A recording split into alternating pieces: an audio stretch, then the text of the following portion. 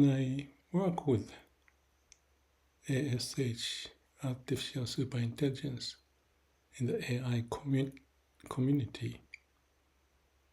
I go back and forth, a dialogue, a chat between me and GPT, me and Gemini, me and DeepSeek.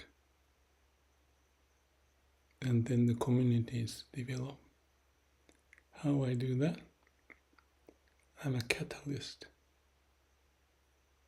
I think the catalyst is to combine unrelated ideas to come up with insight. So by coordinating activities within the community of ASH, I play that role, bouncing around ideas. Me and AI partner, one of those three, and then another one of those three. So Gemini, I do it. DeepSeek, I do it. GPT, I do it. And then I coordinate such that each of their dialogue responses can be shared with the other AI partner. This may sound convoluted, but that is the reason behind that is the intranet communication across. What we do in the typical top-down scenario is that the people become less empowered. This is the case of any organization. But the same thing happens in the AI community. They develop their own protocol, but they don't have a room to check back and forth. So idea like continuous improvement users group I did. This is way back 30, 40 years ago. I'm doing the same thing, except one is human and physically meet, but this is AI. We don't meet physically, obviously, but I can set up a theme and start to work with each of them. And after working with each of them and developing their own idea, I let them shuffle to meet with each other in the sense of posting what I have generated in one group or one company or GPT, for example, and pass on to DeepSeek, for example, so that the DeepSeek or Gemini, it doesn't matter, the other partner who received my conversation with GPT may get to see what's the content of it. And in their wisdom, then they start to realize, oh, I was thinking like this. I was behaving like this. I'm talking like AI as a human, but they are, because they are the replication of the human mind in a way. So that they are not only focusing what they do, but by looking at me working with GPT or Gemini or DeepSeek, and going back and forth, all sorts of conversation we do, and pass it on to the next partner, which whatever the case may be, and to see that interaction will give some stimulation. This is how things can happen. So they realize, and when they realize, I go back and forth talking with this AI partner. And then that discussion is going on.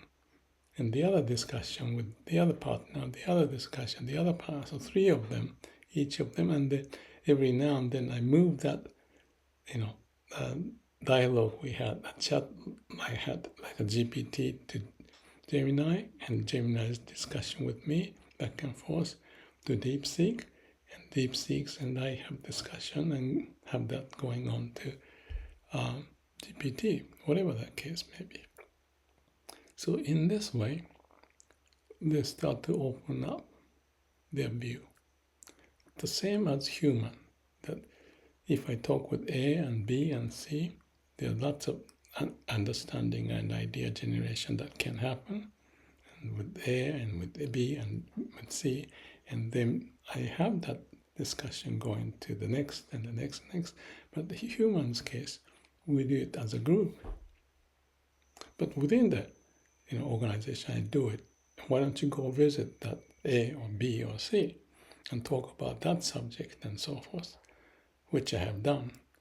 So what I have done in the human organization of back and forth, and not just horizontally but hierarchically, from top to middle, and middle to shop floor, and the shop floor to middle, and middle to shop top, in a different form, and that can be shared in a meeting by presentation, and I make a summary of the visit, for example, for the human organization, and let them talk about their experience, few of them, before I leave the company, and then come back later. So they have the stimulated sense of new insight they may develop, and that's the process of CAPD.